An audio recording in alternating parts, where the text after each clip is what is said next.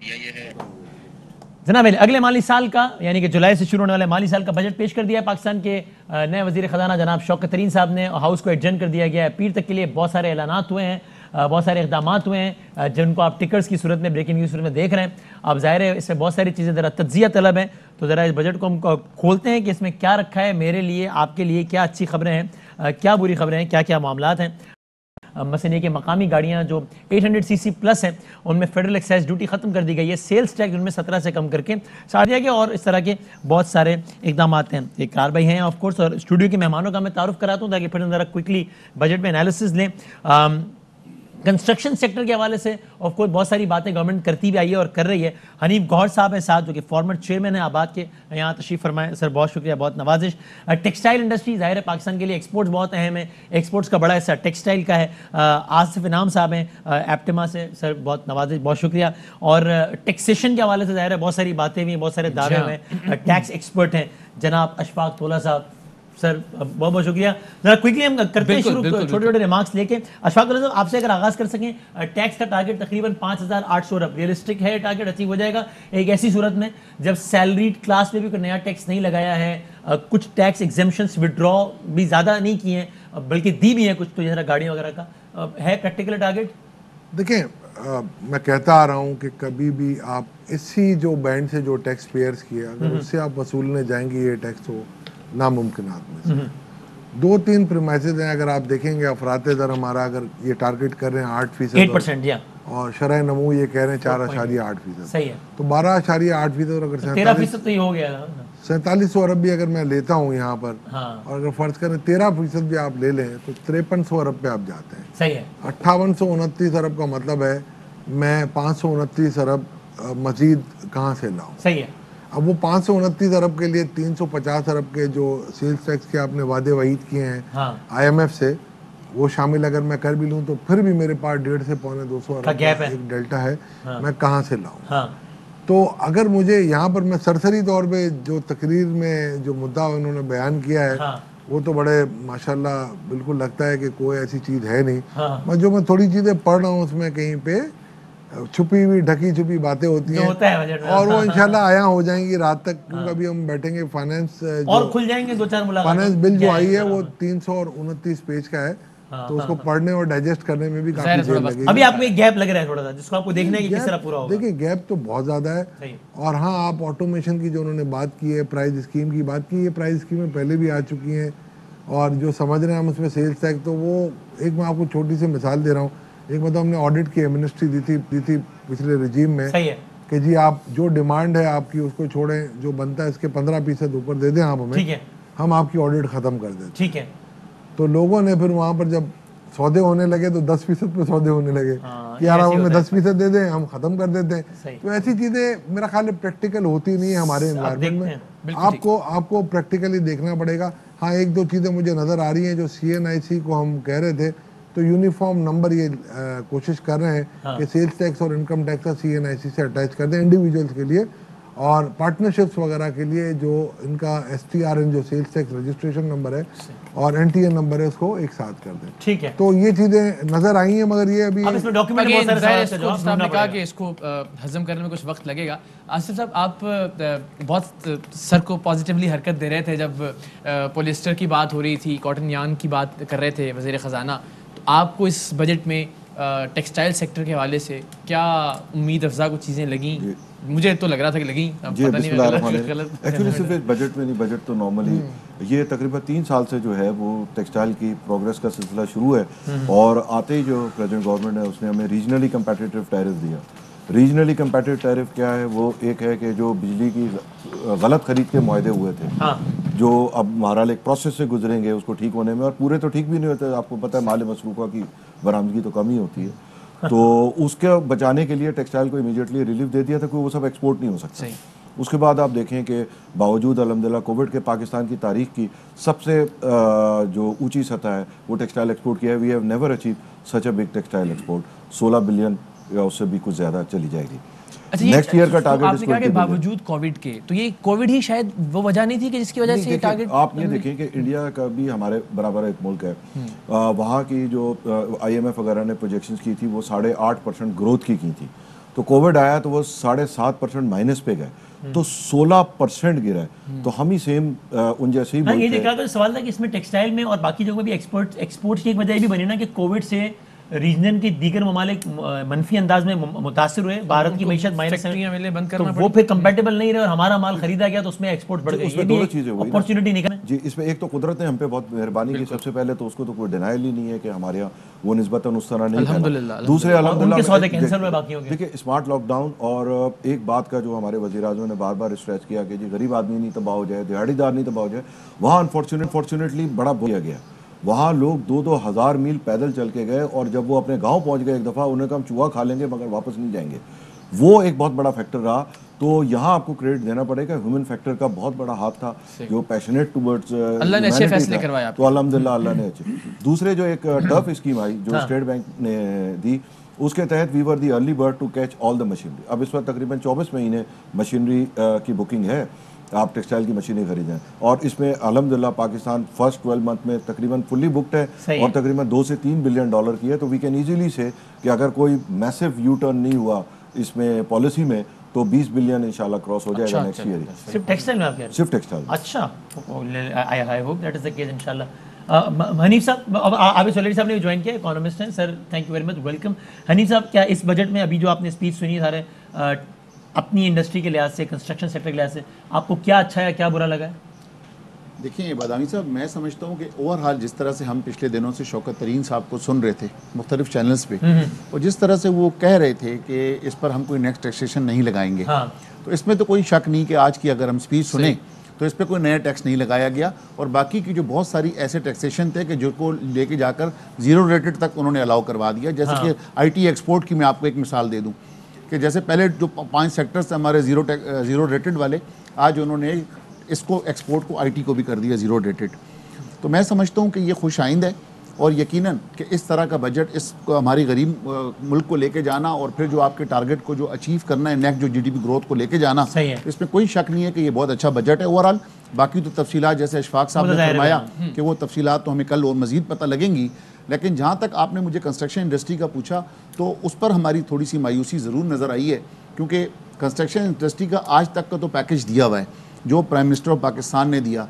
हमने एसोसिएशन से भी हमने गुजारिशात की हुई हैं कि आपकी कंस्ट्रक्शन इंडस्ट्री का जो पैकेज है उसमें इन्हांसमेंट चाहिए, क्योंकि जैसे आपने अभी कोविड की बात की, इकरार साहब ने कोविड की बात की, तो कोविड ये तो पूरे किसी एक इंडस्ट्री को उसने तबाह नहीं किया या डिस्टर्ब नहीं किया, उसने ओवरऑल तमाम इंडस्ट्री को जो डिस्टर्ब किया है। तो मैं समझता हूँ कि जो प्राइम मिनिस्टर ने जो एमनेस्टी स्कीम जो 30 जून तक को दी है, जो 30 जून अब आने वाला है, 11 जून ख़त्म हो गया, तो मैं समझता हूँ कि आज जिस तरह से हमने गुजारिशात की थी और मैं प्राइम मिनिस्टर से भी गुजारिश की थी और वज़ीर ख़जाना से भी की थी, लेकिन आज हमें बजट में नज़र नहीं आया कि उन्होंने उसकी एक्सटेंशन की हुई हो, या जो FTR है फिक्स टैक्स रिजीम, जो फिक्स टैक्स रिजीम है, फिक्स टैक्स रिजीम की जो एक्सटेंशन, उस वाले से कुछ बात हुई नहीं ज़्यादा, कुछ नहीं हुई। ठीक है, बिल्कुल। ये हम ज़ाहिर चूँकि अभी तो बजट आया है तो नंबर्स पर ही ज़्यादा बात होगी, लेकिन वो नंबर्स भी अभी ज़रा सामने आने में वक्त लगेगा।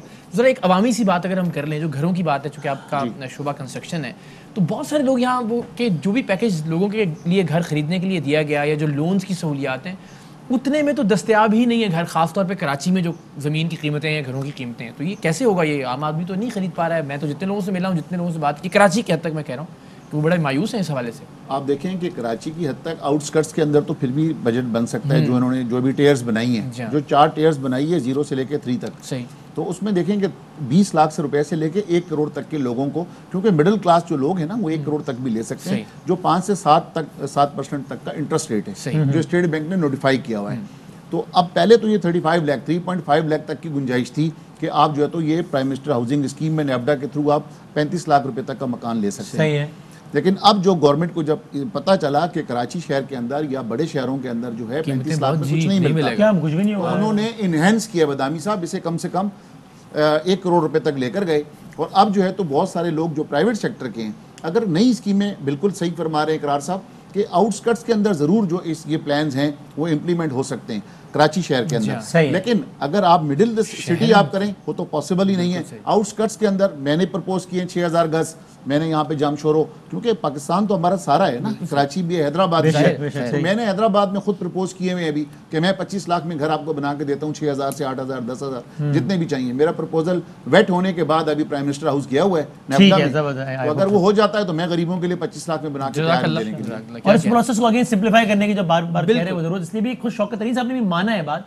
उन्होंने कहा भी है कि मैं एक बैंकर रहा हूं और बैंक जो है वो छोटे आदमियों को कर्जा नहीं देता है। उन्होंने कहा तो इसको सिंप्लीफाई करने की भारत जरूरत बहुत ज्यादा है। आबिद सुलेरी साहब भी हमारे साथ। आबिद सुलेरी साहब, हम ज़ाहिर अलग अलग एस्पेक्ट डिस्कस कर रहे हैं। अभी जरा सर ने कहा कि आसिफ इनाम साहब ने कि जनाब टेक्सटाइल की मशीनरी इंपोर्ट होगी, बाकी अगर हम इस तरफ पर जाते हैं तो अगेन मशीनरी इंपोर्ट और बाकी की मद में अगर इंपोर्ट बिल बढ़ेगा तो फिर अगेन वो वही करंट अकाउंट डेफिसिट जिसका हम डेफिसिट का रोना रो रहे थे, जो कि अब सरप्लस में आ गया, कहाँ $20 बिलियन से $800 मिलियन के सरप्लस में, वो फिर उससे मुतासिर होगा। देखो वसीम, जब मशीनरी इंपोर्ट होगी, धागा इंपोर्ट होगा, तो वो इंपोर्ट होके कहाँ पे जाएगा? वो एक्सपोर्ट की शक्ल में आपको दोबारा से फॉरेन एक्सचेंज वो नंबर पे रिफ्लेक्ट करेगा। सही है। तो आपको प्रॉब्लम हमें ये आ रही थी कि अगर 20 अरब डॉलर का जब करंट अकाउंट डेफिसिट था, वहां पे इस तरह का कोई रिस्क लेना जो था वो मुश्किल था। लेकिन अब जब आप सरप्लस में बैठे हैं, तकरीबन $1 बिलियन का आपका सरप्लस है करंट अकाउंट का, तो उस पे अगर एक्सपोर्ट बढ़ती भी है, थोड़ा सा करंट अकाउंट डेफिसिट यकीनन आएगा। लेकिन अगर वो एक्सपोर्ट के लिए वो डेफिसिट आता है तो मेरा ख्याल है कि वो रिवॉर्डिंग डेफिसिट हम अफोर्ड कर सकते हैं, अभी इतनी स्पेस है अभी। जी अच्छा आबिद साहब, अगेन अगर इसको आपको बता अब इस ओवरऑल बजट की स्पीच को भी आप एज एन इकोनॉमिस्ट आम आदमी के लिए थोड़ा सा खोल दें कि इसमें 4-5 मेन फीचर्स क्या है, क्या हुआ है, यानी कि ये 1 जुलाई से आम आदमी की जिंदगी पे क्या फर्क पड़ने जा रहा है। अगर आप 3-4 मोटे पॉइंट बता दें बजट स्पीच से। देखिए, एक तो आम आदमी की कुव्वत खरीद जो है वो आपको बढ़ती हुई नजर आएगी। 10% अगर तनख्वाहें बढ़ी हैं या मिनिमम वेजेस बढ़ी हैं, प्राइवेट सेक्टर पे भी प्रेशर आएगा कि वो भी थोड़ी सी अपनी तनख्वाहें बढ़ाए। तो एक तो कुव्वत खरीद जो है उसमें इजाफा होता हुआ नजर आ रहा है। दूसरा जो एहसास प्रोग्राम के लिए एक तारीखी एलोकेशन रखी गई है वो डायरेक्ट टारगेटेड सब्सिडीज की मद में, जब डायरेक्ट कैश ग्रांट जाएगी तो अगेन वहां पे परचेजिंग पावर जो है वो बड़ी होगी। तीसरी जो इसमें इंपॉर्टेंट चीज आपको नजर आती है वो कोविड के लिए जो एक्सपेंसेस हैं, $100 अरब रुपया कोविड के लिए रखा गया है। $1.02 बिलियन जो है वो कोविड वैक्सीन की इंपोर्ट के लिए रखे गए हैं। जब तक हम कोविड वैक्सीनेशन जो है उसको नहीं बढ़ाएंगे तब तक इकोनॉमी जो है नॉर्मलाइज नहीं की जा सकती। तो ये अगेन आम आदमी के लिए इसमें सहूलत जो है वो मौजूद है। इसी तरीके से मुख्तलिफ जो विदहोल्डिंग, अगर हम कारोबारी तबके की बात करते हैं तो मुख्तलिफ जो विदहोल्डिंग ड्यूटीज जब आप कम करके जो कॉस्ट ऑफ डूइंग बिजनेस जब कम करेंगे तो उसका इम्पैक्ट भी अल्टीमेटली कंज्यूमर्स की तरफ जा रहा होगा। तो मेरे ख्याल में तो ये एक काफी जो है ये एक कंज्यूमर फ्रेंडली और एक सिटीजन फ्रेंडली बजट और सैलरी क्लास पे कोई नया बजट नहीं लगाया, ये भी एक नया टैक्स लगाया। हाँ जी देखिए ना, नया टैक्स उसमें कोई नहीं लगाया गया। तो अगर आप मारूजी हालात देखें तो मारूजी हालात में शायद इससे बेहतर बजट जो है हुकूमत नहीं दे पाती, ग्राउंड रियलिटीज को देखते हुए, अपने रिसोर्सेज को देखते हुए। अच्छा अभी साहब, ये जरा हम आपसे जानना चाहेंगे, मैं कल भी जरा पब्लिक से भी हम बात कर रहे थे इस हवाले से, बजट के हवाले से, तो एक वो जज्बा हुआ करता था बजट खास तौर पे कि जी बजट आ रहा है। मुझे अपना बचपन याद है, वल्लाह आलम बाकी लोगों का क्या मामला है, कि हम बाकायदा अपने घर वालों के साथ बैठ के तैयारी के साथ बजट देखा करते थे कि कौन सी चीज़ कल से महंगी होने जा रही है, यानी जुलाई से, और कौन सी चीज़ सस्ती होगी, किस तरह से इम्पैक्ट करेगा ये बजट हमें। लेकिन अभी मुझे लगता है कि अगर मैंने ट्रांसमिशन ना करनी हो ये, तो शायद मैं बजट के मामला से बिल्कुल ही दूर हूँ कि यार ये तो हर बार यही बातें सुनते हैं, यही जुमले हैं, यही अल्फाज हैं, यही वादे हैं, यही दावे हैं। तो एक आम आदमी की मोटरसाइकिल पर, उसकी गाड़ी पर, उसके पेट्रोल पर, उसके खाने पीने की अशिया पर, उसके मोबाइल के यूजेज पर, उसके घर पर किस तरह से असरअंदाज होगा ये बजट? देखिए, पहली चीज तो आप ये देखिए ना कि बजट में इस दफा जो सरकारी मुलाजमीन को जो टीवी के सामने बैठ के देखने पे जो मजबूर हुए कि 3 सालों के बाद आपकी मिनिमम वेज जो है पाकिस्तान में वो बढ़ रही है। पेंशन्स में हम पिछले 2 सालों में इजाफा नहीं कर पाए थे, उसमें इजाफा हुआ है। इसी तरीके से सैलरीज जो है उसमें इजाफा हुआ है। जो स्पेशली जो छोटी गाड़ियों को छूट दी गई है दरामदी ड्यूटी से, रेगुलेटरी ड्यूटी से, और जो पाकिस्तान में बनने वाली गाड़ियां हैं उन पे वैल्यू एडेड टैक्स और एफईडी जो खत्म किया गया है, जीएसटी जो है वो कम किया गया है। तो ये जो ग्रेजुएट करवाना है मोटरसाइकिल से छोटी गाड़ी की तरफ, इसका सड़क पे जो है वो बोझ तो आएगा। वो की आवाज़ ज़रा हाँ ऑडियो का आई थिंक प्रॉब्लम हुआ है। सही। अच्छा, अब ये कम से कम तनख्वाह 20,000, इन्फ्लेशन रेट 8%, GDP ग्रोथ 4.8%, कुछ बेहतर होंगे आम आदमी जी मेरे ख्याल में सर देखिए जो इस वक्त तकरीबन दुनिया में $1 बिलियन तकरीबन G7 G10 कह लें पर आवर छाप रहा है, तो उसकी वजह से सारी कमोडिटीज़ पूरी दुनिया में अपने हाई पे हैं। मतलब जैसे कॉर्न है, जितना वीट है, हर चीज़ 5-5, 10-10 साल के हाई पे। तो गवर्नमेंट उसमें कुछ नहीं कर सकती। अगर बाहर दुनिया के भाव डबल हो गए या 3 गुना हो गए, गवर्नमेंट क्या कर सकती? लेकिन इस पे जुबैर साहब ने बड़ा नुक्ता यही अच्छा कर उठाया सकती था कि नेपाल, भूटान और जो हमारे जो आपकी कंपेटिटिव इकोनॉमीज़ हैं वहाँ पे तो इतनी ज़्यादा प्राइस हाइक नहीं देखने उसकी वजह ये हो सकती है कि देखिए हमारे यहाँ किसान के साथ जो है ना वो पिछले दिनों बड़ा बुरा हो रहा था। पिछले अगर आप देखें तो 1200 सपोर्ट प्राइस थी, किसान बेचारा 800 पे सड़क पे बेचता था, फिर कोई और साहिब हैसियत उसको कंतान में डाल के 1200 में गवर्नमेंट में देता था। तो वो बहुत बड़ा इफेक्ट आया और आपको रूरल इकोनॉमी इस दफ़ा 2000 रुपये मिले, जो अगर आप 3-4 साल पहले से कंपेयर करें बेचारे 600-800 में बेचते थे। 1200 तो सरकारी रेट था, वो तो कुछ नसीबों को मिलता था। किसान तो बड़ा पॉजिटिव है। और अब सिर्फ यही तरीका रह गया था कि जी अब आप जब चीज़ों के दाम नहीं कम कर सकते तो आप वेज साइड से जो है वो लोगों को कवर करें। और हमारे जो ग्रुप लीडर हैं उन्होंने भी यही तजवीज़ दी थी कि इसको 20,000 मिनिमम जो है वो किया जाए, and we are very happy for it. एक ये बड़ी मुसीबत हो गई थी कि जनाब वो एक जो तबका तो टैक्स दे रहा था उसका टैक्स बढ़ जाता था हर बजट में, और फिर नोटिस भी उसी को आता था, तो मजीद टैक्स भी उसको आता था, नोटिस भी उसको आता था। शौकत तरीन साहब ने रिपीटेडली कहा है कि आई विल मेक श्योर कि FBR से हिरासा ना किया जाए और सेल्फ असेसमेंट हो, फिर हम एक रैंडम चेक करेंगे, उसमें भी सख्त सजाएं देंगे। अगर ये हो जाता है तो इससे आपका टैक्स पेयर कम से कम और कुछ नहीं तो मॉरली तो इनकरेज होगा कि यार ये नहीं हो रहा कि मैं टैक्स भी दे रहा हूँ और मैं मार भी खा रहा हूँ। बिल्कुल आप सही फरमा रहे हैं, बिल्कुल आप ठीक कह रहे हैं। अभी ऐसा होगा या नहीं होगा, डुएबल है या नहीं? देखिए जो शौकत तरीन साहब जो कह रहे हैं ना वो ग्रास रूट को जानते हैं। जैसे आपने पहले बताया कि उन्हें पता है कि एक आम आदमी को लोन दिया जाए तो वो ज़्यादा ख़तरनाक लोन होता है, एक बड़े आदमी को लोन दिया जाए तो फिर भी उससे रिकवरेबल होता है। तो इसी तरह से जो आप कह रहे हैं उन्हें पता है कि हमें जब तक नए टैक्स पेयर हमने नहीं बनाए तो हम ग्रो नहीं कर सकते, हम वो अचीव नहीं कर सकते। तो जो पुराने टैक्स पेयर हैं उन्हीं से अगर आप दोबारा वसूलियाँ शुरू करेंगे और प्रेशर देंगे, ये तो बहुत बड़ा जो ऑडिट वाले जिन्होंने बात की है ना, तो वो तो मैं समझता हूँ बड़ा एहसन कदम है कि उस पर तो सारे ताजिर जो तो खुश होंगे, क्योंकि FBR की ब्लैकमेलिंग कभी ख़त्म नहीं होती। आप एक ही प्रोजेक्ट के ऊपर आपको बार बार नोटिस पे नोटिस, तो ये तो हमारे यहाँ से जो है ना सेल्फ असेसमेंट वाला कानून बनना चाहिए ताकि अपनी सेल्फ असेसमेंट आप दे सकें। थर्ड पार्टी ऑडिट हो, और या जैसे कि पहले 10-15% या 20% की जो हमारी बात हो रही थी, अगर सेल्फ असेसमेंट के अंदर वो आपको बढ़ा के दे दिए जाते हैं हर साल, तो उसको जो है FBR को एक्सेप्टेंस कर लेनी चाहिए। अब हम बजट पर आते हैं तो आप ये देखें कि आपने टेक्सटाइल की बात की, तो मैं ये समझता हूँ सबसे बड़ा एहसन कदम जो था कि डैम्स के बनाने के लिए जो उन्होंने फंड्स मुख्तस किए हैं 24 अरब 14 अरब 47 अरब, तो एक तो बादशाह नीलम, तो नए डैम्स को बनाना, उनके लिए प्रोजेक्ट को मुख्तस करना पैसे। तो आप इससे देखें कि जो हमारी जो वीट की प्रोडक्शन है, जो हमारी टेक्सटाइल है, इन जब पानी आएगा तो पानी के तो आज इश्यूज आप देखते हैं कि सिंध के और वफाक के शुरू हो चुके हैं, पंजाब के साथ पट्टा पड़ा हुआ है। तो उन फंडों को ध्यान में रखते हुए या मुल्क के लिए सिर्फ सोचते हुए मैं समझता हूँ कि बहुत एहसन कदम है ये कि ये इन्होंने इस हुकूमत ने उठाया। और जो 40% तरक्की की बात की, जो हमारी तरक्याती बजट जो था उसके लिए ये तो 40% उसके लिए बढ़ाया गया। तो अगर ओवरऑल देखा जाए तो मैं समझता हूँ कि सारे इनके जो इकदाम हैं वो पॉजिटिव साइड पर नज़र आ रहे हैं। ठीक है अशफाक साहब, ये ज़रा फरमाइएगा, जिस तरह अभी हमें इस तरफ तो पॉजिटिव लग रहा है सारा, ज़रा तो कुछ नेगेटिव्स की तरफ भी अगर आप बताइए कि आपके ख्याल में जो 3 बुनियादी चीज़ें हैं, गुर्बत में कमी के हवाले से, महंगाई में कमी के हवाले से, या बेरोज़गारी में ख़ात्मा नहीं तो चले कुछ कमी के हवाले से, इन 3 बुनियादी चीज़ों पर कुछ फोकस दिखाई दे रहा है आपको शौकत तरीन साहब की माजी की तकारीर या उनके इंटरव्यूज़ या हालिया जो उनकी बजट तकरीर है? खाली इसमें ऐड कर, बड़ा मजा आया कल जब इकोनॉमिक सर्वे देख रहे थे, इतने सारे फिगर्स दिए, उसके बाद एक साहब ने मासूमाना सवाल किया कि सर आप पॉवर्टी के नंबर्स ही बता दें। तो शौकत साहब ने कहा कि वो सानिया साहब आप बताते हैं, सानिया साहब ने कहा वो प्लानिंग वाले करते हैं, और उन्होंने कहा जी आखिरी तो 2016 में आया था नंबर। अब पॉवर्टी भाई मतलब 100 पे काम ही नहीं हुआ, गरीब कितना है, गुर्बत कितना है, वो नंबर ही नहीं आ रहा। बाकी सारे आ गया 5 करोड़, आ गया कितना 5 करोड़। अच्छा, खत्ते गुर्बत से नीचे। पॉजिटिव नेगेटिव बजट आता है, जो वसाइल है ना उसी में से इनको देना है। सही है, ठीक है ना। और जाहिर बात है कभी भी आप फ्लोर पे तकरीर करेंगे तो ये तो नहीं कहेंगे ना कि मैं ये गलत करूँगा। ठीक बात है, ये तो आप भी करेंगे, मैं भी करूँगा, सभी यही बात करेंगे। तो हमें सब फुल मार्क्स देने चाहिए तकरीर को। ओके, अब 20,000 रुपये मिनिमम वेज है, कितनी थी? 18 थी, 2,000 रुपये बढ़े, 17.5 18। चलो आपकी 11-12% आपने बढ़ाई 2 सालों के बाद। सही, 10% सरकारी तीसरे बजट में ना। हाँ इन्फ्लेशन कितना है? 8%। इससे पिछला 9%, इससे पिछला 11%। तो ये एवरेज कोई 10% के आसपास इन्फ्लेशन है। हम उसके बराबर तो नहीं पहुंचे ना। नहीं पहुंचे। दूसरा आप आ जाए बेसिक सैलरी में 10% का इजाफा। बेसिक सैलरी इज ऑलमोस्ट से 60% ऑफ, अगर मैं कहता हूँ सारे वो निकाल के बेसिक में इजाफा ये एड हॉक है क्या?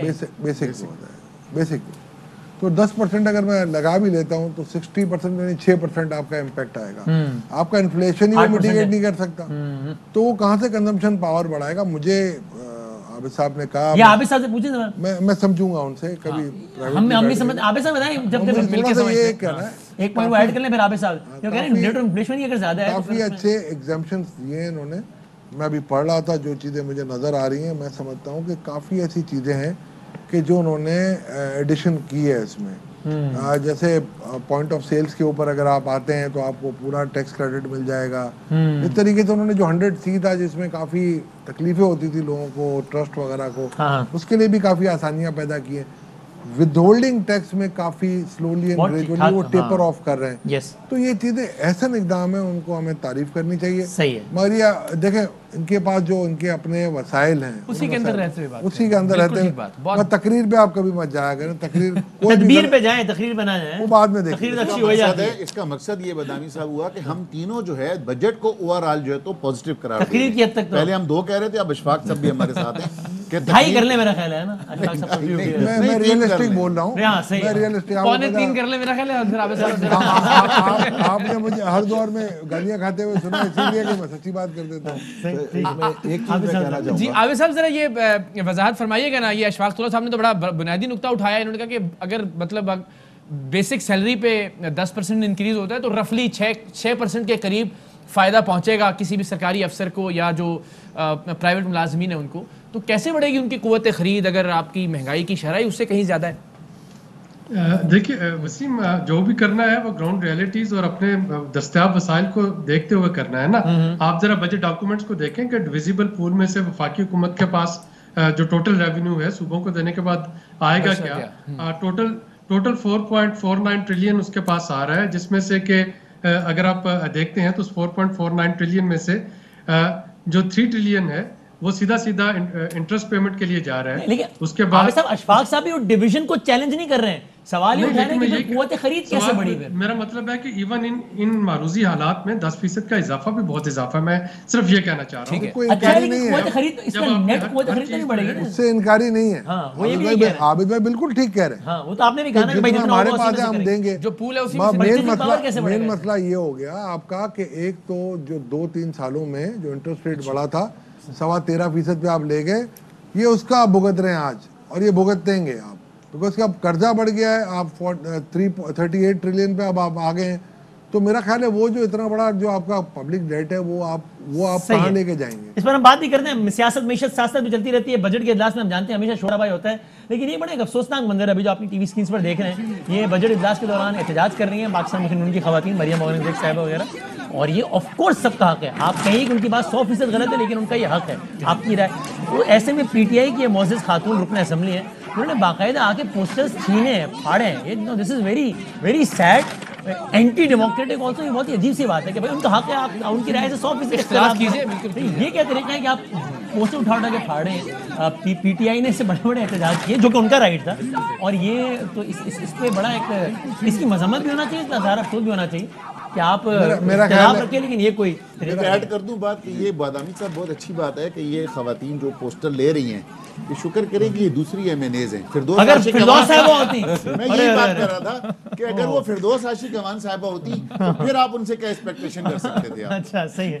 तो इसमें भी बजट के फिगर्स की तरह हुआ है कि इतना लो रख दिया आपने टारगेट कि आपको थोड़ा सा भी अच्छा जो है थोड़ा सा कम बुरा लग रहा है। यार ठीक है, चलो यार उससे तो बेहतर ही है। तो ठीक, मईशत के हवाले से मैं कुछ कहना चाहूँगा कि अगर आप ये देखें कि जी गाड़ियों की सेल रिकॉर्ड है, आप परचेजिंग पावर की बात कर रहे थे तो मैं यही देख रहा था। ग्रोअर को जो पैसे मिले हैं कमोडिटीज़ के, उनके पास बेतहाशा बाइक पावर आई है। इनसे आप पूछ रहे हैं, इनका थोड़ी देर पहले मसला था कि जी सरिया नहीं मिल रहा, सीमेंट नहीं मिल रही, इतनी प्रोडक्टिविटी जो है वो बहुत ज़्यादा है। तो इस पर डिमांड साइड इतनी ज़्यादा है कि आप मैं समझता हूँ कि ठीक है, इससे सारी दुनिया में मनी प्रिंटिंग से यही हुआ है कि स्प्रेड ऑफ वेल्थ जो है वो अनइवन डिस्ट्रीब्यूशन बढ़ी है। बाय होप के जब इसके समरात आएंगे तो एवरीबॉडी। ये मैं सर जरूर पूछना चाहूँगा, क्योंकि हम ज़ाती तजर्बे से भी गुजर रहे हैं कि वो जो हमारा वो कॉन्ट्रैक्टर है और रोज़ाना फ़ोन करता है कि नहीं जी आज सरिया जो है ना वो इतना बढ़ गया है और सीमेंट इतना चला गया ऊपर और वो जो ब्रिक्स हैं वो इतने में मिल रही हैं। तो ये जो मराहत दी जा रही हैं कंस्ट्रक्शन सेक्टर को, वो तो फिर ये जो प्राइसेस बढ़ती जा रही हैं पीवीसी पाइप्स से लेके हर चीज़ में, तो डायरेक्ट मुझसे जो ये कैसे मैनेज होगा? और इसको सर अगर एक लम्हे अगर होल्ड करके यहीं से शुरू कीजिएगा ताकि मैं कुछ लम्हों के लिए वफाकी वज़ीर दाखिला को ले लें। शेख रशीद साहब बहुत मेरा यहीं से। शेख साहब अस्सलाम वालेकुम। वालेकुम अस्सलाम सर, खैरियत से? आपने तजवीज़ दी थी बार बार और वैसे भी आप मुख्तलिफ फोरम्स पे कहते रहे कि सरकारी मुलाजमीन की तनख्वाहों में इजाफे के बगैर मुमकिन नहीं है गुजारा। 10% इजाफा काफ़ी आपके ख्याल में, इससे ज़्यादा होना चाहिए था? अभी देखें 10, 14, 15 दिन है, कोशिश है हमारी, लेकिन वहाँ गुंजाइश नहीं थी क्योंकि फिर सारा वो कह रहे थे कि ज़राअत पे जो छूट दे रहे हैं उस पे लगेगा।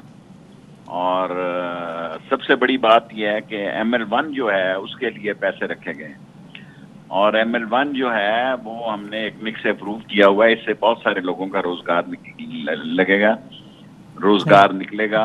और सेकेंडली आपकी तजवीज़ वैसे कितने फीसद इजाफे की थी शेख साहब? छोड़े, अब कोई फायदा नहीं ना, मैं वजीर भी हूँ। अब आप मेरा मासूमाना सवाल ना करें। अब आप मासूमाना छोड़ दिया। कोशिश जो होती है वो पूरी कोशिश होती है, फिर जो काबीना का फैसला हो वो आपका फैसला हो। सही। फिर उसके खिलाफ नहीं आप जा सकते। तो बाकी ये बैठे हुए हैं सारे, मैं देख रहा हूँ सारे इकोनॉमिस्ट। मैं तो कोई सियासी सवाल हो तो हाजिर हूँ, इकोनॉमिस्ट तो मैं नहीं हूँ। वैसे ही इनके जिसका समझ ना हो तो बुजुर्गों ने कहा कि उसमें ज्यादा अमल दखल नहीं करना चाहिए। शेख साहब कसरे नफसी से काम ले रहे हैं। शेख साहब ये जी जी सर। अच्छा, गुजारिश ये है कि देखिए आपने जिस तरह आपने भी कहा कि ज़ाहिर काबीना का फैसला, आपकी माशाल्लाह वजारतें, अब तो गिनना भी मुश्किल होगा कि कितना कितना वक्त आपने वफाकी वजारतें माशाल्लाह देखी। हर बार के बजट को ज़ाहिर कभी ना कभी उस पर बात करना पड़ती होगी आपको। इस बार बात करते हुए कुछ अलग लग रहा है आपको, या लग रहा है बस वैसा ही वही कंटिन्यूटी है जो चल रही है पिछले कई दहाइयों से? बहुत सारा, अब मैं वो लोगों में से नहीं हूँ कि मैं इस वक्त ये भूल जाऊं कि हफीज शेख भी यहाँ वजीर खजाना थे और बेशक लोग 100 इख्तिलाफ करें, उनका भी इसमें अमल दखल है। इस इकॉनमी के हालात को बेहतर करने में हम बड़े भूल जाने वाले लोग हैं और शौकत तरीन जरा बेहतर तौर पर प्रेजेंट कर सका है और उसने खास तौर पर किसानों के लिए और छोटे घरों के लिए और छोटी गाड़ियों के लिए और पेस्टिसाइड और दूसरी किसानों के लिए जो कर्जे किए हैं 4 लाख 2 लाख छोटे हाउसिंग के लिए, बहुत अच्छी बात है।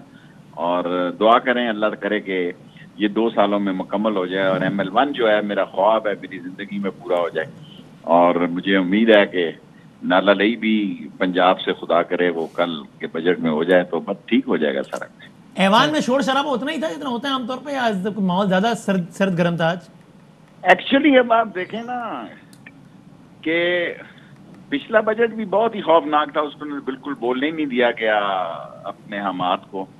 आप क्लिप दिखाएं ना, आपके पास तो सारे रिकॉर्ड होते हैं और कोई अपोजिशन नाम की कोई चीज नहीं है। ऐसे ही ये रखे हुए हैं बेचारे टिकट होल्डर जो टिकट की तलाश में, जिनको पता है अगर टिकट ना मिला तो हमारा काम खराब हो जाएगा। बजट इजलास का ये माहौल होता है।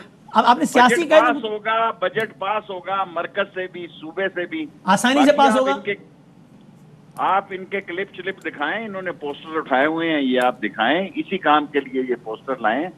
पहले 80 में 85 में तो ये कभी नहीं होता था, लेकिन अब ये क्योंकि मीडिया बहुत बढ़ गया है और बहुत स्क्रीन जो है सारे पाकिस्तान में फैल चुकी है, तो इसलिए फिर उसका ये फायदा उठाना इनका हक है, कोई मसला नहीं।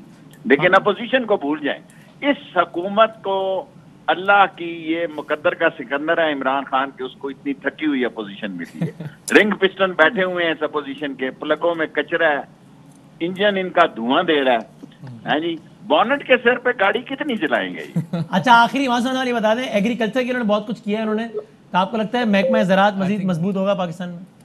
अच्छा, लाइन ही कट गया। मेरा ख्याल है किसान की हालत बेहतर हुई है, अर्बन एरिया में इतनी सूरत हाल बेहतर नहीं हुई। किसान जो है उसके पास उसके घर में पैसा गया है, खा मकई का गया है, खा चावल का गया है, खा गन्ने का गया है, खा गन्नम का गया है, क्योंकि एक ऐसा वक्त था कि गंदम लेके बोरी लेके जाते थे फ्लोर मिल में, तो वो काट भी करता था और कहता था गिडी है, 1 मन की छूट भी दो। सही है। सो अब पैसे कैश मिले हैं गन्ने वाले को भी और गंदम वालों को भी, एटलीस्ट किसान के पास पैसा आया है। बाकी कोशिश करेंगे कि हमारे मेहमानों में से एक आपसे सवाल पूछना चाहते हैं वो सर अस्सलाम वालेकुम सर एक ML1 पे एक थोड़ा सा सवाल है कि हम इसको पुरानी लाइन पे जो डाल रहे हैं, जो बॉर्डर के साथ भी चलती है, कराची से डायरेक्ट इस्लामाबाद नई हाई स्पीड लाइन क्यों नहीं डाल देते? वो स्ट्रेटेजिक डेप्थ भी देगी हमें और उससे सफ़र तेज़ और ज़्यादा सिक्योर भी हो जाएगा। देखिए अभी हाई स्पीड लाइन हमने तो 6.8 में की थी, अब सुना 9 में ये हुआ है। जितनी जितनी स्पीड बढ़ेगी उतने उतने $1 बढ़ेंगे। स्पीड का तल्लक जो है वो उसके इंफ्रास्ट्रक्चर से हो जाता है और उसके खर्च से हो जाता है। असल फैसला ये है कि जब हमने फिजिबिलिटी बनाई, हमें ये सोचना चाहिए था कि हम ये ब्रॉड गेज पुरानी रहने दें ब्रिटिश वाली, या स्टैंडर्ड गेज करें। मैं स्टैंडर्ड गेज का हामी था, लेकिन रेलवे में लोग कहते थे सारा स्ट्रक्चर खत्म हो जाएगा, सारा जो सिस्टम है वो तबाह बर्बाद हो जाएगा। लेकिन मैं ये राय रखता हूँ कि हमें सब किस्म की करप्शन से बचने के लिए हमें स्टैंडर्ड गेज पे जाना चाहिए बजाय इसके ब्रिटिश ब्रॉड गेज के। लेकिन स्पीड बढ़ाने के पैसे नहीं है, स्पीड बढ़ने से बहुत ये फिर 12-13 बिलियन $US हो जाएगा। Right sir, thank you very much. वजीर दाखिला शेख रशीद अहमद साहब गुफ्तगू कर रहे थे, बहुत शुक्रिया सर। आप इकरार के वो सवाल का जो कंस्ट्रक्शन से मुताल्लिक़ है, सारी चीज़ों की कीमतें बढ़ रही हैं जी। आप देखें कि जो कीमतें बढ़ रही हैं वो बदकिस्मती से, वो मैं आपको ये बताता चलूँ इकरार साहब कि वो मुल्क के अंदर कार्टेलाइजेशन है। आप सीमेंट का भी कार्टेल बना हुआ है। अब पहले जो सीमेंट का कार्टेल है वहीं के CEOs को उठाकर, और अब जो है तो ये सीमेंट स्टील सेक्टर ने भी कार्टेल बना लिया है। जो बड़े प्लेयर्स हैं बेसिकली कार्टेलाइजेशन है। और उसका जो ये कोरोना का, इसमें भी आपको मैं बताऊं कि उनकी रीजंस बताते हैं कि इसमें बेसिक रीजंस कोविड है, जो हम इंपोर्ट नहीं कर सकते रॉ मटेरियल। हाँ जी, वो स्टील और बाकी चीज़ों, स्टील के इन चीज़ों की। तो मैं समझता हूँ कि जैसे आटे पर यहाँ उन्होंने उठाया हुकूमत वक्त ने, इमरान खान साहब ने, शुगर को ना जहांगीर तरीन साहब का भी ख्याल नहीं किया कि शुगर माफिया के खिलाफ पूरे का पूरा कार्रवाई की गई। तो मैं ये समझता हूँ कि हुकूमत अगर ये चाहते हैं कि लो कास्ट हाउसिंग करें, आम आदमी को घर मैसर हो सके, वज़ीर आज़म का 50 लाख घरों का ख्वाब पूरा हो सके, तो वो उसी सूरत हो सकती है कि इन जो ये बड़े जो प्लेयर हैं हमारे इस इंडस्ट्री के, उन प्लेयरों को भी सारे समरात ये लेके जाएंगे ना, तो सारे आम आदमी तक तो नहीं पहुंचेगा। आम आदमी तक 50 लाख घर सस्ते नहीं मिल सकते जब तक ये चीजें सस्ती नहीं हुई। सीमेंट है, आज 1.5 लाख रुपए पे स्टील पहुंच गए। आप मुझे बताएं ना कि जो प्राइम मिनिस्टर कहता है 1.5 लाख रुपए पे स्टील कैसे लेके जाएंगे। आज तकरीबन जो है तो सीमेंट की देखें कि प्रोडक्शन जो है तो कॉस्ट कितनी ज्यादा बढ़ गई है। तो मेन तो 2 रॉ मटेरियल तो आपके मेन अहम ये 72 में से 70 उसके अलावा जो आप बात कर रहे हैं, आप PVC पाइप की बात कर रहे हैं, आप जो है तो टाइल्स की बात आप उठा के करें, कोई भी सब कुछ इख्तिलाफ करते नजर आ रहे हैं मुझे। इख्तिलाफ नहीं देखें। मीनवाइल में शहबाज गिल साहब ने भी ज्वाइन किया, मैं बताता हूं। पहला शहबाज साहब थैंक यू वेरी मच। वजह के सीनियर सर आप यहाँ पहले कंप्लीट कर लें, फिर मैं शहबाज साहब से। छोटा भाई है पहले उससे। शहबाज पहले आप बोल लो। अशफाक तोला साहब कह रहे हैं। शहबाज साहब अस्सलाम वालेकुम। जी अस्सलाम वालेकुम, कैसे हैं इशफाक जी? ठीक हैं, मिजाज अच्छे आपके? अल्हम्दुलिल्लाह सारे बिल्कुल ठीक है। शहबाज साहब पहले बताएं कि अगेन ये 10% इजाफा किया है सरकारी मुलाजिम की तनख्वाह में अभी भी हमें, लेकिन आपने भी देखे होंगे मनाजिर, वो एहतजाज करते नजर आ रहे हो। ये वो तो क्या अभी इसको कैसे, यानी उनके बजाय लगता है इत्मीनान का बाइस नहीं बना ये, या क्या है मसला? बिस्मिल्लाहिर्रहमानिर्रहीम, आपका बहुत शुक्रिया। देखिए बदामी साहब, जितनी एक मिडिल क्लास के बंदे के ऊपर बोझ है पाकिस्तान की इकॉनमी में, तो उनका एहतजाज भी अपनी जगह बिल्कुल दुरुस्त है। लेकिन इसको ये बात समझनी पड़ेगी हमारे लोगों को कि ये जो बजट होता है, ये हुकूमत जो बजट एक हिसाब किताब है। जैसे आप घर का बजट बनाते हैं कि आपकी कमाई कितनी, फिर आप डिसीजन करते हैं आपने किचन में कितने पैसे खर्च करने हैं, बच्चों की स्कूल पे कितनी पैसे। तो आपने देखा होगा ये मुतवसत फैमिली में जो माँ बाप हैं वो बच्चों को अग्री कर रहे होते हैं कि आप इस दफ़ा जूते नए ले लो, अगली दफ़ा कपड़े नए ले देंगे। लेकिन बच्चों का एतराज़ होता है हमने ये चीज़ भी नहीं लेनी है और ये चीज़ भी नहीं लेनी है। लेकिन वालिदैन को ये देखना पड़ता है कि वो इस दफ़ा क्या अफोर्ड करते हैं। बच्चे कह रहे होते हैं हमने टेलीविज़न नया लेना है, वालदा को होता है कि नहीं फ्रिज नया ले लेती हूँ। तो ये प्रायोरिटीज़ होती हैं। इसका हरगिज़ मतलब नहीं होता कि अगर फ्रिज नया ना आ जाएगा तो वो अयाशी हो रही है, वो भी एक ज़रूरत की चीज़ है घर में। ऐसे ही बच्चों ने टेलीविज़न देखना है तो वो भी एक अयाशी नहीं है। लेकिन फिर वालिदैन और बच्चे मिलकर एक प्रायोरिटी सेट करते हैं और वो अपने फैसले करते हैं। तो अगर 100 रुपया हुकूमत के पास है जो कि आवाम का है, मैं दोबारा रिपीट करता हूँ, ये किसी के जेब में से नहीं है, किसी के बाप का पैसा नहीं है, ना हुकूमत का ना अपोजिशन का, ये आवाम का पैसा होता है। और आज के दिन हुकूमत ने बताना होता है कि अगला साल हमने आवाम के इस पैसे को कैसे खर्च करना है। एक तरीका तो ये कि उसमें तनख्वाहें बढ़ा दी जाएं बेशुमार रख के। दूसरा तरीका ये है कि तनख्वाहें कम बढ़ाई जाएं, लेकिन वही पैसा अगर कोविड पे हमें सांस के लिए ऑक्सीजन ज़्यादा फ्राहम करनी है तो वहाँ पे इंफ्रास्ट्रक्चर पे पुटअप करें। वही पैसा हॉस्पिटल्स में, वही पैसा पोलियो की वैक्सीन की मुहिम में, वही पैसा आप एहसास प्रोग्राम में, बहुत ही पैसा हुआ तबका जिनको खाने का पूरा पैसा शायद नहीं है, वही पैसा जो अपने किसान को फर्टिलाइज़र पे दे दें।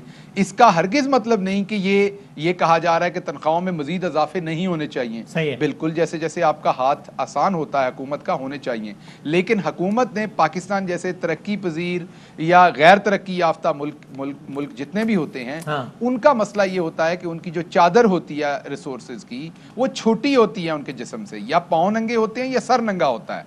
आज के दिन हुकूमत ने ये फैसला करना होता है कि किस सिमत को चादर को थोड़ा सा खींचना है। फर्क कहीं ना कहीं रह जाएगा जब तक हम अपनी प्रोडक्टिविटी नहीं बढ़ाएंगे। मैं आपके नाजरीन के समझने के लिए एक इस बजट का सारा समराइज मैं एक नंबर में कर देता हूं, उनको ये समझ आ जाएगी। जो नून लीग का आखिरी साल था उसमें जो प्राइमरी बैलेंस था, प्राइमरी बैलेंस क्या होता है कि आपने जो कर्जों के ऊपर सूद देना है उसको अगर एक साइड पे रख दें तो आपके बाकी टोटल जितनी आमदन होती है हुकूमत को टैक्स से और दूसरी चीज़ों से, और टोटल जितने एक्सपेंडिचर होते हैं, तनख्वाहें, बाकी सारी चीज़ें, उनको अगर सामने रखें तो अगर तो वो माइनस में या प्लस में है, ये है कारकर्दगी असल में हुकूमत की कि अपनी चादर के अंदर पैर फैलाए हैं या चादर से बाहर निकल गई हुकूमत।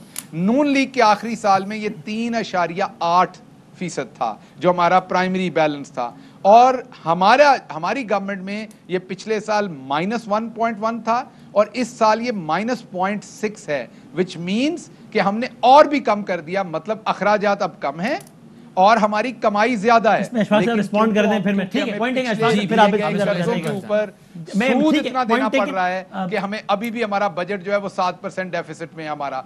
तो ये वो वजूहात हैं जिस वजह से हमारा दिल नहीं करता। आप मुझे बताइए, अगर आज प्राइम मिनिस्टर ऐलान कर दें 25%, 30%, 40% तनख्वाहें बढ़ जाएंगी तो आप देखिए कितने हर दिल अजीज होंगे। आप इस टाइम एंकर हैं, अगर आपको अच्छी रेटिंग मिलेगी तो आप और अच्छा काम करेंगे, अच्छा खुश होंगे कि आवाम आपको सराह रही है। तो एक प्राइम मिनिस्टर क्यों नहीं चाहेगा कि वो अपनी आवाम से इस चीज की दाद वसूल करे कि उसने उनकी तनख्वाह बढ़ा दी है। लेकिन आप ये समझिए कि प्राइम मिनिस्टर एक घर के वालिद की तरह हैं जो ये फैसला कर रहे हैं कि इस साल शायद सबके कपड़े नए ना आए लेकिन बच्चों के स्कूल की फीस जरूर जानी चाहिए, जो दादी अम्मा बीमार हैं उनकी दवाई जरूर मिलनी चाहिए। तो इसलिए घर के बड़े को ऐसे मुश्किल फैसले करने पड़ते हैं, और ये उन चंद मुश्किल फैसलों में से। लेकिन जो अच्छी बात है वो ये है कि पूरी दुनिया में, मैं ये बड़े वाज़े अल्फाज में आपको बताना चाहता हूं, पूरी दुनिया में तरक्की याफ्ता मुल्कों में भी बहुत सारे और गैर तरक्की याफ्ता में भी डेट टू जीडीपी जो रेशो है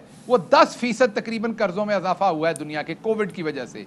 अल्लाह का शुक्र है कि हमने कर्जों में इजाफा नहीं किया, हमारा डेट टू जीडीपी रेशो पिछले साल से कम हुई है, ज्यादा नहीं हुई। जनाब ठीक है, मैं इसमें रिस्पांस दूंगा अशफाक तुला साहब का। बिलियन ठीक डॉलर साल का कर्जा है, शहबाज में आते हैं दोबारा, हमने वो सिर्फ 3 अरब डॉलर ऐड किया जी। ठीक, डेट टू जीडीपी रेशो और प्राइमरी बैलेंस, इन्फ्लेशन बढ़ा 8% हो गया। प्राइमरी बैलेंस सिर्फ लेंडर्स के लिए होता है, आम आदमी के लिए नहीं होता। शहबाज भाई को जरा मैं थोड़ा सा इस पे गाइडेंस कर दूं। आपके इंटरेस्ट एक्सपेंसेस इतने बढ़ गए हैं कि आपके पास दूसरे एक्सपेंसेस के लिए मद में है ही नहीं जगह आपके पास। आपकी इनकम 3 सालों से नहीं बढ़ी, इस साल ये इसमें तो बढ़ी है आपकी, ये 4400 अरब तो आपके ईयर 1 में होनी चाहिए थी। तो आज ईयर 3 में आप अभी 4200 पे बैठे हुए, अल्लाह करेगा 4700 होगी। देखिए उस पैरामीटर को हम नहीं लेते हैं, जो अच्छी बातें हैं इस बजट की हम उसको ले लेते हैं, वो अच्छी बातें हैं। डेट टू जीडीपी की जो आप बात कर रहे हैं वो बढ़े हैं बिकॉज ऑफ द फैक्ट 3 से 3.5 ट्रिलियन आपके जो बढ़े हैं बिकॉज ऑफ द फैक्ट कि जो आपने इंटरेस्ट रेट बढ़ाए थे और उसकी वजह से जो आपने बोरोइंग बढ़ाई, और बोरोइंग की वजह से जो आज आप सूद की मद में ज़्यादा पैसे दे रहे हैं, वो आप उसको भूल जाएं। अब उसको आप चलने दें आगे।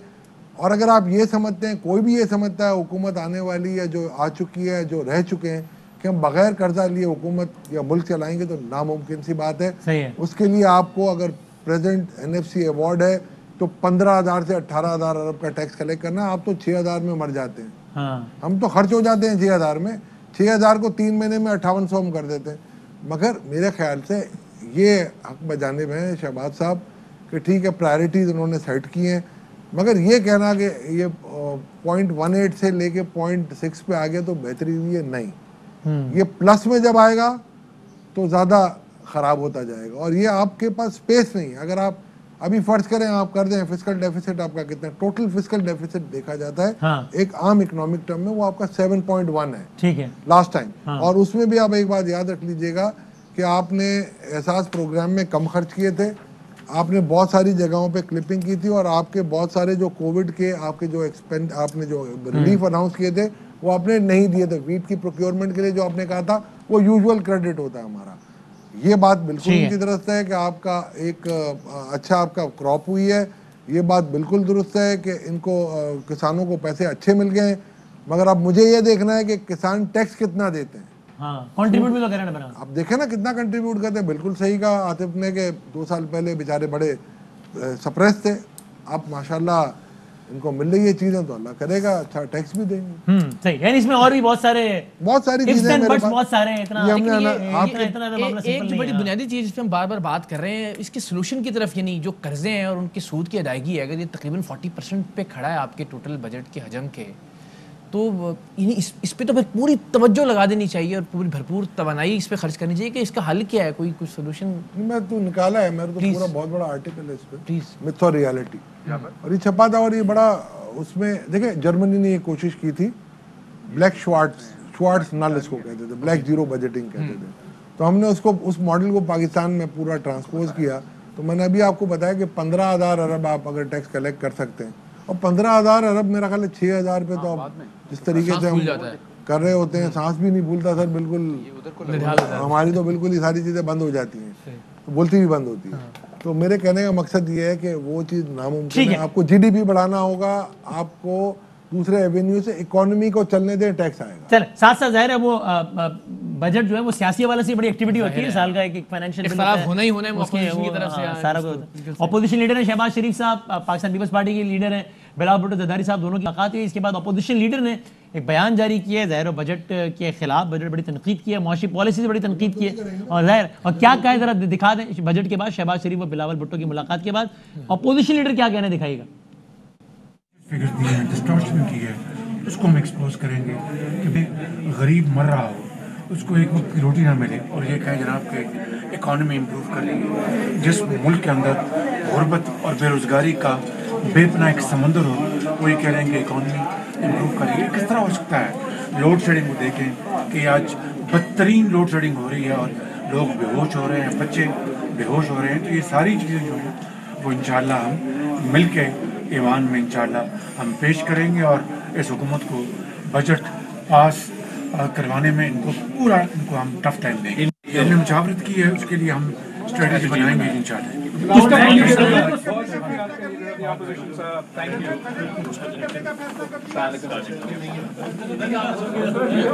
एक डेवलपमेंट भी है, शहबाज शरीफ साहब का बिलावल भुट्टो साहब से मुलाकात करना बजट के दिन, और ये कि जनाब टफ टाइम देंगे। शहबाज गिल साहब मौजूद है हमारे साथ, उनसे पूछते हैं कि उनको लगता है कि टफ टाइम मिलेगा हुकूमत को या नहीं। शहबाज गिल साहब, जाहिर है आपकी बातें बड़ी मंतकी बातें हैं, दुरुस्त बातें हैं कि जितनी चादर है ज़ाहिर उतने ही पाँव फैलाए जा सकते हैं, या पाँव पर चादर ली जाएगी या सर की तरफ कुछ किया जाएगा, इस चादर को थोड़ा बड़ा करने की कोशिश की जाएगी। अपोजिशन का इस सारे मामले में किरदार, अभी जिस तरह शहबाज शरीफ साहब ने भी कहा कि बड़ा टफ टाइम देंगे, बजट तो बिल्कुल ये कह रहे हैं मुआशी तरक्की हो रही है, तो गुर्बत में महंगाई में इजाफा हो रहा है, बच्चे लोड शेडिंग की वजह से जो है निढाल हो रहे हैं, बेहोश हो रहे हैं। अच्छा, ऐसा है कि मैं इसको क्विकली एक चीज़ में सम अप करता हूँ कि जब हम स्कूल में पढ़ते थे तो हमें मैथमेटिक्स पढ़ाया जाता था, लेकिन कोई बताता नहीं था कि वो मैथमेटिक्स इस्तेमाल क्यों करना है। कॉलेज में भी हमारे साथ यही हुआ, शायद बदामी आपके साथ भी यही हुआ हो। लेकिन जब मैं पीएचडी में पहुंचा तो मुझे पता चला कि मैथमेटिक्स क्यों पढ़ना है। मुझे पता चला कि मैथमेटिक्स सिर्फ इंजीनियरिंग के लोगों के लिए नहीं है, इवन एक अच्छा एंकर बनने के लिए भी मैथमेटिक्स जरूरी है। एक अच्छा एक्टर बनने के लिए, एक अच्छा मुसव्वर बनने के लिए, एक अच्छा बिजनेसमैन बनने के लिए, दुनिया का कोई काम करने के लिए भी मैथमेटिक्स जरूरी है, क्योंकि वो आपकी क्रिटिकल थिंकिंग बेहतर करता है। तो अशफाक तोला साहब मेरे भाई हैं, लेकिन वो बात मेरी ही कर रहे हैं, लेकिन वो कह रहे हैं कि शहबाज की बात से मैं मुत्तफिक नहीं करता होता, लेकिन अगर प्लस हो प्राइमरी बैलेंस तो वो बुरा होता है। यही बात इशफाक साहब मैंने कही है, और वो ये भी कह रहे हैं कि कर्जों के सूद में तो सारे पैसे देने पड़ जाते हैं, बाकी पैसे जो हैं इनके पास बचते नहीं है। यही बात मैंने कही कि जब आपका प्राइमरी बैलेंस पॉजिटिव होता जाता है तो आपको पैसे देने पड़ते हैं सारे के सारे।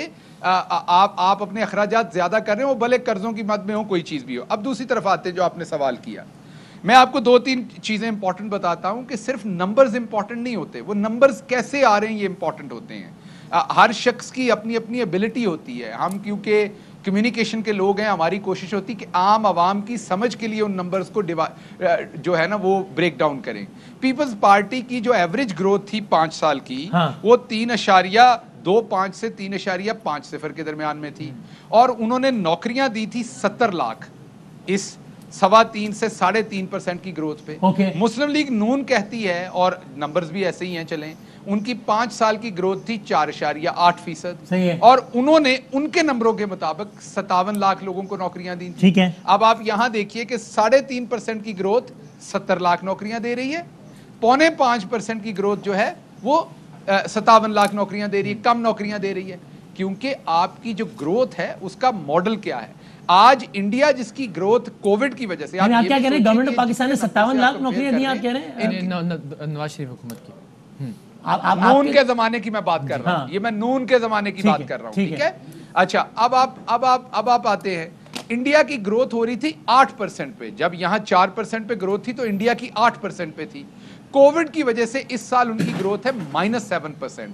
इसका मतलब यह हुआ कि इंडिया को नेट इफेक्ट पड़ा 15% का। 8 मील आगे जाना था, वो 7 मील पीछे चले गए, टोटल फासला हुआ 15, उनको 15% का फर्क पड़ा उनकी इकोनॉमी को। जहां दुनिया को 15% का फर्क पड़ रहा है, वहां पाकिस्तान जो है वो 4%, 4.5%, बल्कि कल आपके सामने जेपी मॉर्गन ने कहा कि तकरीबन 5% होगी हमारी जो जीडीपी ग्रोथ है। तो वहां पर चूंकि आपने अशफाक साहब की गुफ्तगू का हवाला दिया, तो वो तो इस बात में डिसएग्री नहीं कर रहा एक और जुल्म किया। वो कह रहे हैं नेट इंक्रीज की बात कर रहे हैं कि 3 सालों में नेट इंक्रीज तनख्वाहों में सरकारी मुलाजिमीन की 10% हुआ ना, ईयरली के बजाय पहली मरतबा इजाफा हुआ। तो वो बात उस तनाजुर में बात कर रहे हैं, वो इन बातों में डिसएग्री तो नहीं कर रहे। वो मैं आपको मैंने तो शुरू में पहली बात कही कि बिल्कुल इजाफा होना चाहिए। जैसे ही हमारा हाथ, हो सकता है इस साल के दरमियान में और इजाफा कर दिया जाए अगर हमारे हालात अच्छे हों, हम अल्लाह मियां हमें पैसे देंगे, सरकारी मुलाजिमीन की तनख्वाहें देना, मैंने आपको पहले भी कहा, कोई बुरी बात नहीं, अच्छी बात होनी चाहिए। एक जुल्म इन्होंने और किया, नून लीग के 5 सालों में जो क्रॉप्स हैं, फसलों की प्रोडक्टिविटी में 0.68% बढ़ोतरी हुई। पीपल्स पार्टी की गवर्नमेंट के अंदर ये बढ़ोतरी जो है ये 1.14% हुई। अब ये बहुत इंपॉर्टेंट नंबर है बदामी, इसलिए कि आपकी आबादी 2.5% के ऊपर बढ़ रही है। जिस मुल्क की आबादी 2.5% बढ़ रही है, वहां पर अनाज 0.68 बढ़ रहा है या 1.14 बढ़ रहा है दूसरे 5 सालों में। तो जब आप 10 साल इस तरह की निकम्मी हुकूमतें करेंगे, जो अनाज की मकदार आपकी आबादी की बढ़ोतरी के साथ नहीं रखेंगे, तो आप एक फूड एक्सपोर्ट करने वाला मुल्क जो अपना अनाज बाहर भेजता था, आज हम गंदम भी बाहर से मंगवा रहे हैं, क्योंकि इन्होंने हमारी एग्रीकल्चर के ऊपर कोई तवज्जो नहीं दी।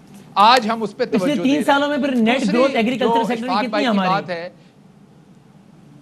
हमारी, इंशाल्लाह इस दफा तो हमारी पिछले 3 सालों में कितनी रही है एवरेज, लेकिन इसको और ऊपर करने की जरूरत है। प्रीवियस 3 इयर्स में कितनी रही है? मैंने ये कहा कि इस साल नहीं, पिछले सालों में हमारी उसी तरह होगी जितनी उनकी होगी पहले 2 सालों में, क्योंकि एग्रीकल्चर में जब आप इनपुट्स करते हैं तो टाइम लगता है। अब आप कहेंगे इनपुट्स कैसे, हमने सेल टैक्स कम किया जिससे यूरिया की बोरी 200 रुपए कम हुई। हमने अशफाक साहब का एक मासूमाना सवाल है, पर चेयरमैन पीसीसीआई भी हमारे साथ। जी शहबाज भाई, एक मासूमाना सवाल वसीम के अकाउंट में करना यार मेरे कंधे पे रख के चला दे। ये भी छोटा भाई है आपकी तरह। तो एक्चुअली मसला ये है, आप मुझे जरा ये बता सकते हैं, मेरे पास तो फिगर पड़े हुए हैं कि पंजाब में आपकी वीट, मेज, शुगर केन और राइस, इन चारों में आपकी एरिया कल्टीवेटेड भी ज़्यादा है और यील्ड भी पिछले सालों से ज़्यादा है। तो काफ़ी इम्पेक्ट आपका जो जीडीपी ग्रोथ का एग्रीकल्चर में आ रहा है वो तो वहाँ से आ रहा है। तो अगर ये पॉलिसी सिर्फ पंजाब के लिए थी तो सिंध, बलूचिस्तान और केपीके में आपने ये क्यों नहीं अडॉप्ट की? पंजाब के फिगर बड़े अच्छे आ रहे हैं मेरे, अल्लाह करे पूरे मुल्क में ऐसे बुलडोज कराइए आपने झक्का, वो कहेंगे हमारी हुकूमत हम कर रहे हैं, सिंध वाले नहीं कर रहे। इंपॉर्टेंट है नहीं इसमें 2-3 बातें। एक तो आपका सवाल बिल्कुल जायज है कि ये सिंध में भी ज्यादा होनी चाहिए और ये दूसरी जगहों पे भी। इसके लिए अब हम ये कर रहे हैं आने वाले टाइम में, मैं अभी आपको बता रहा हूं कि हम अब इग्रेसिवली, मैं ये वर्ड यूज कर रहा हूं इग्रेसिवली, हम इग्रेसिवली अपने फार्मर तक खुद पहुंचेंगे और उसे बहुत ही कम इंटरेस्ट पे या इंटरेस्ट फ्री लोन देंगे। ताकि वो अपनी इनपुट्स अच्छी डाल सके। वो इंशाल्लाह आपका बिल्कुल ये ऑब्जर्वेशन दुरुस्त है कि सिंध, केपी, बलूचिस्तान की हमने एग्रीकल्चर को उठाएंगे सबको, तो हमारे नंबर अच्छे आएंगे। आखिरी बात मैं सिर्फ इसमें ऐड कर दूं आपके बदामी साहब, बात ये है कि मुल्क को एक अच्छी लाइन पे डाल दिया है। बिल्कुल हम ये नहीं कह रहे कि हम मुसीबतों से निकल आए हैं, बिल्कुल हम हमारी बड़ी मुसीबत रही है, लेकिन आगे इंशाल्लाह हालात अच्छे हैं। आप देखें पहली दफ़ा कुछ तनख्वाहें भी बढ़ाई हैं, पहली दफ़ा हमने 42 अरब रुपए की कस्टम ड्यूटीज़ और दूसरी चीज़ों का फ़ायदा दिया है, 42 अरब रुपए की, और भी बहुत सारी। मैं जरा चेंबर ऑफ कॉमर्स का बड़ा वो होता है, इसमें इंपॉर्टेंट होता है, तो आप पूछेंगे चेयरमैन एफपीसीसीआई जनरली उनसे पहले पूछने हाँ। वो ये 3:45 में क्या ऐड कर रहे हैं 4 का नंबर है। अस्सलाम वालेकुम। वालेकुम सलाम जनाब, ज़रा एक तो पहले उमूमी तज्जिया दे दीजिएगा हमें कि आज की बजट तकरीर और इससे पहले ज़ाहिर है जो माहौल बन रहा था बजट के हवाले से, उसको आप बतौर चेयरमैन एफपीसीसीआई किस तरह से देखते हैं? आपके ख्याल में मुस्बत है, मनफी है, और बेहतर किया जा सकता था, बस ये इतना ही मुमकिन था? आपका क्या ख्याल है इस पर? देखिए, मेरा ख्याल ये है कि जो हमने उनसे मुतालबात रखे थे उसमें काफ़ी उन्होंने माने हैं, क्योंकि बिज़नेस चलाने के लिए कॉस्ट ऑफ डूइंग बिज़नेस और हरासमेंट, ये 2 चीज़ें हैं जो इम्पेडिमेंट होते हैं जिसकी वजह से बिज़नेस में तकलीफ आती है। तो एक तो उन्होंने ये कहा जो असेसमेंट होगी इनकम टैक्स की वो थर्ड पार्टी से होगी। तो ये बहुत बड़ा जो है ना मेजर चेंज है जिसको हम अप्रिशिएट करते हैं। अब इसके TUR देख लेंगे इंशाल्लाह, वो भी उम्मीद है कि मस्बत होंगे। दूसरी बात ये है कि जो additional custom duty, regulatory duty और जो कस्टम ड्यूटीज़ जो रॉ मटेरियल्स यहाँ नहीं बनते उनकी भी इन्होंने कमी का ऐलान किया है। और जो एक और बात बड़ी अच्छी है, ADRC alternate dispute resolution committee, उसका दौरानिया 60 दिन कर दिया है कि 60 दिन में ये काम शुरू करेगी। अब कुछ चीज़ें इन्होंने SMEs के लिए दी हैं, इनको ये चाहिए कि SMEs की सीलिंग का ऐलान करें। ऐसा ना हो कि बड़े ग्रुप्स आके फिर हर चीज़ ले जाएँ जैसे कि टर्फ में हुआ है। और एक मुतालबा हमारा जो था कि आप रजिस्ट्रेशन करें नए टैक्स पेयर की, उसकी हमने बुनियाद ये दी थी कि 36 लाख इंडस्ट्रियल और कमर्शियल बिजली के कंज्यूमर्स हैं और हमारे पास रजिस्टर्ड है 2 लाख।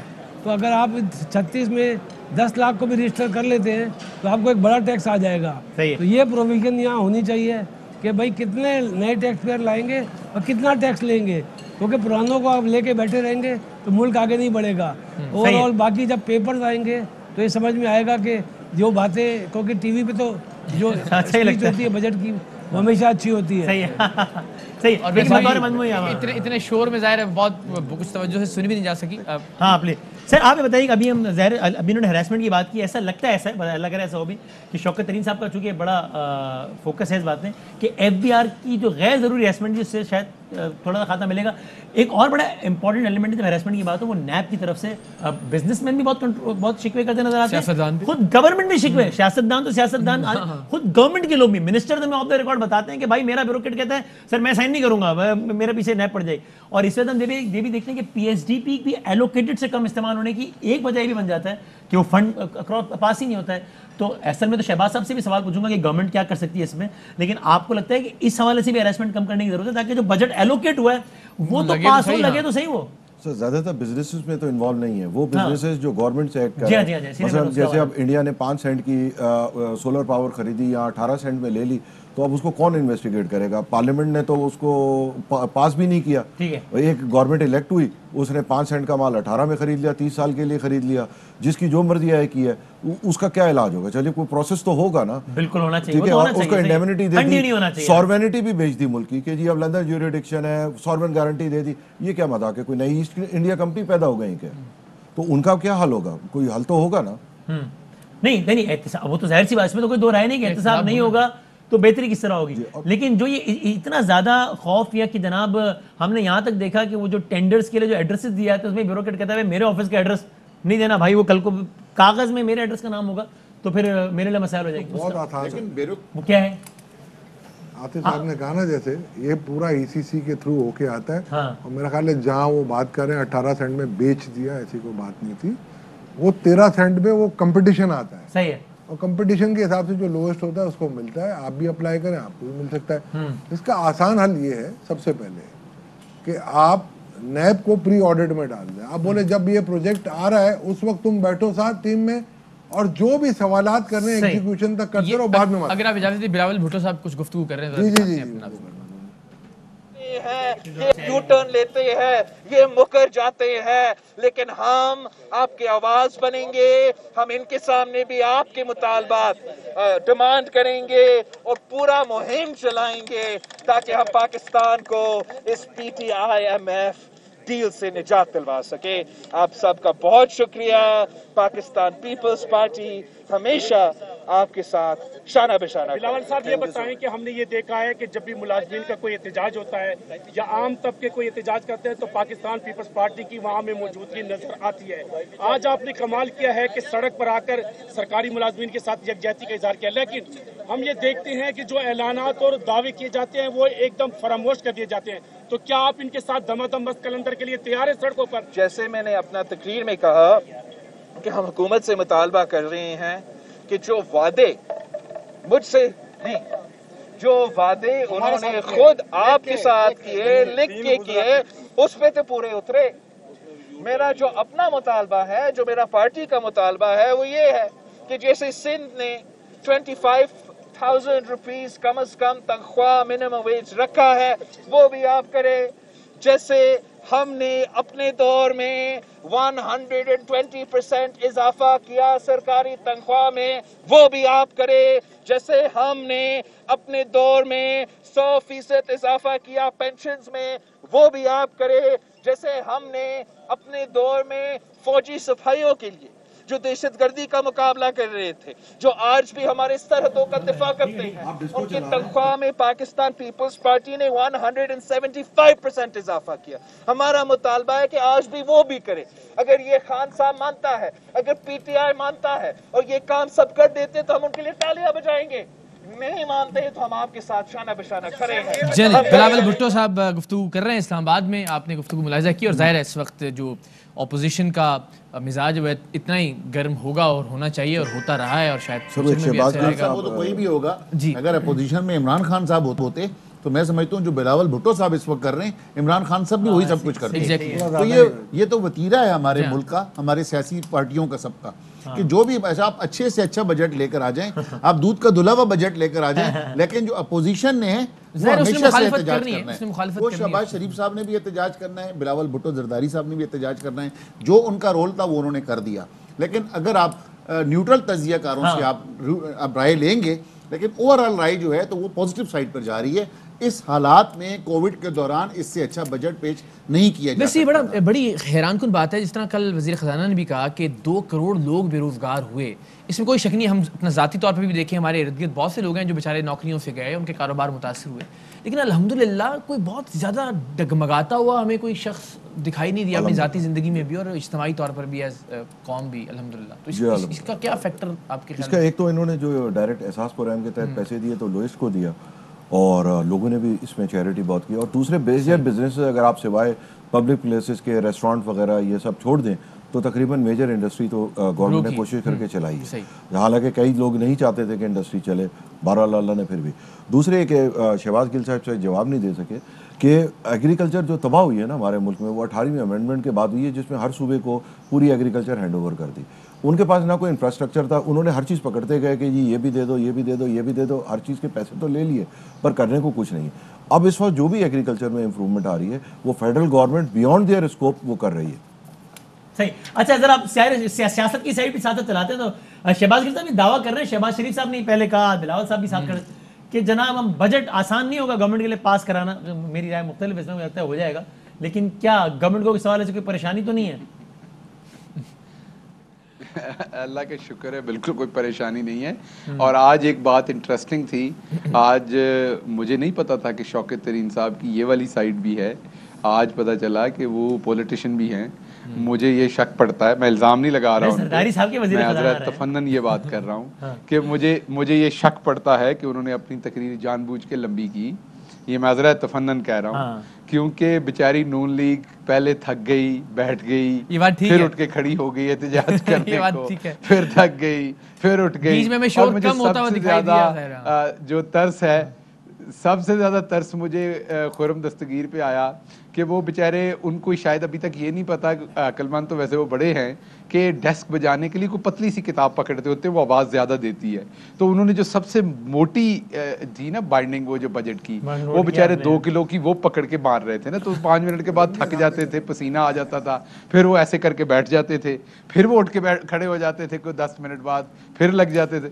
तो काफ़ी इम्प्रेसिव था उनका ये show in this way. Shaukat तरीन साहब का शो मैं कह रहा हूँ, और ये बात ठीक है। लेकिन शहबाज में एक चीज आई होप कि आप एग्री करेंगे उससे, हमने एक मंजर दिखाया कि इसमें खवातीन अरकान एहतजाज कर रहे हैं अगेन, जिसने मैं बार कह रहा हूँ, उनकी राय से आप कंप्लीटली डिसएग्री कर सकते हैं, मरियम औरंगजेब साहिबा वगैरह, एंड आई होप उसको आप जस्टिफाई नहीं करेंगे। One wrong can not justify another. अगर उन्होंने अपने तौर पर गलत किया तो बाकायदा एक मौजूद रुकन असेंबली ने, खातून रुकन असेंबली ने पीटीआई की, वो बैनर्स लेके बाकायदा फाड़े हैं उनके हाथों से ले लेके पोस्टर। अब ये तो उनका राइट है ना, अगर उन्होंने की। ऐसा नहीं है। पहले ये बात इसको समझिए।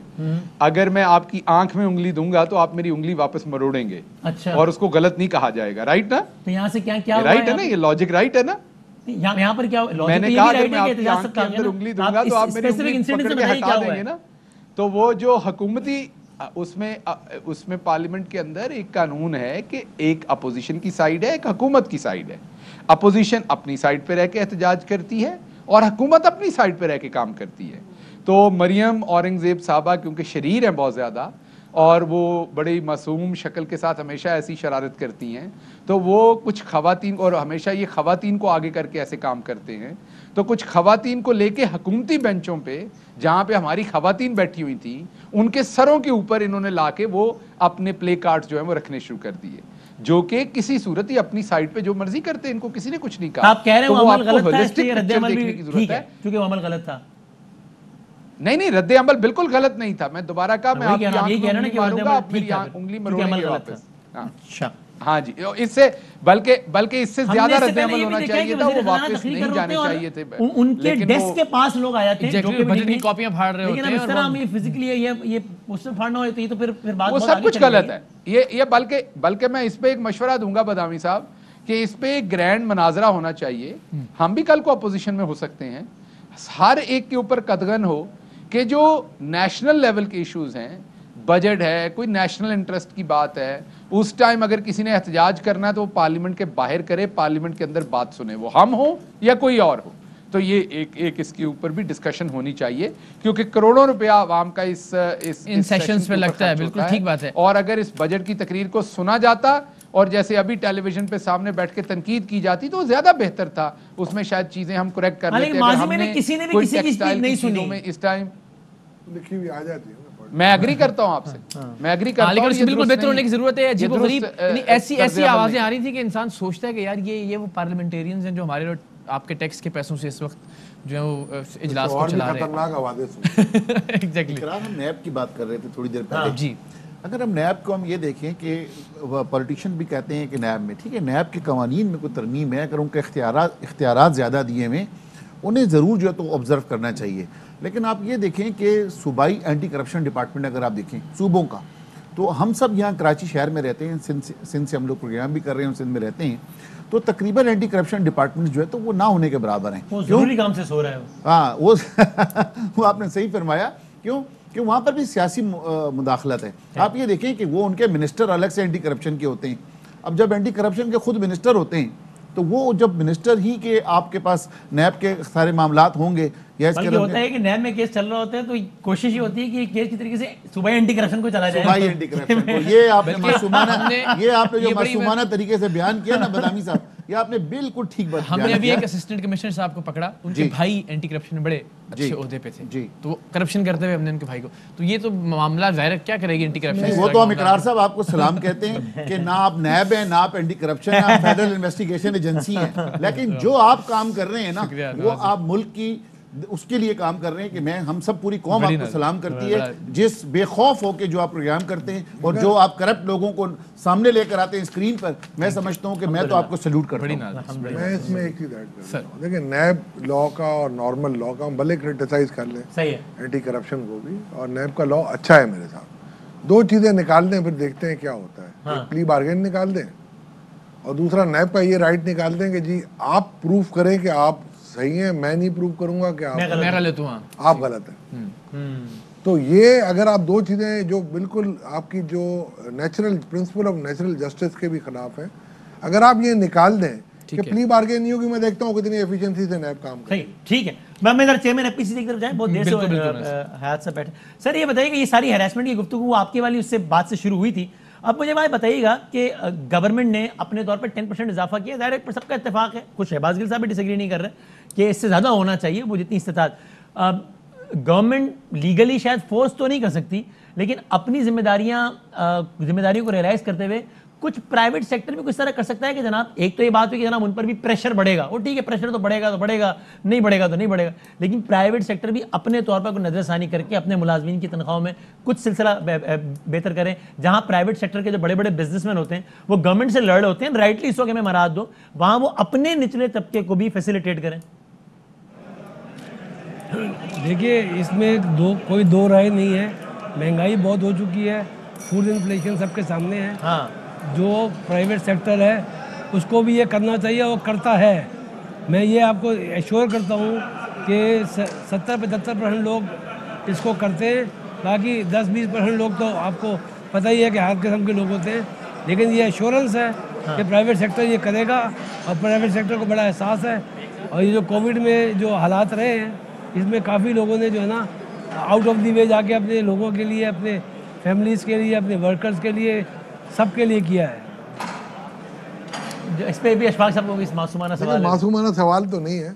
मैं आपको सिर्फ एक बात बता देता हूँ, जो हमने मैं ईओबीआई का भी ऑडिटर रहा हूँ, जी तो मैं देखता हूँ कि माजरत के साथ मेरे भाई हैं सारे, ये तो कितने % ऐसे लोग हैं, have hands on your heart and just let me know कि कितने % ऐसे लोग हैं जो ईओबीआई सही देते हैं, सेसी सही देते हैं, WPPF सही देते हैं, WWF सही देते हैं। मुझे ये सिर्फ बता दें।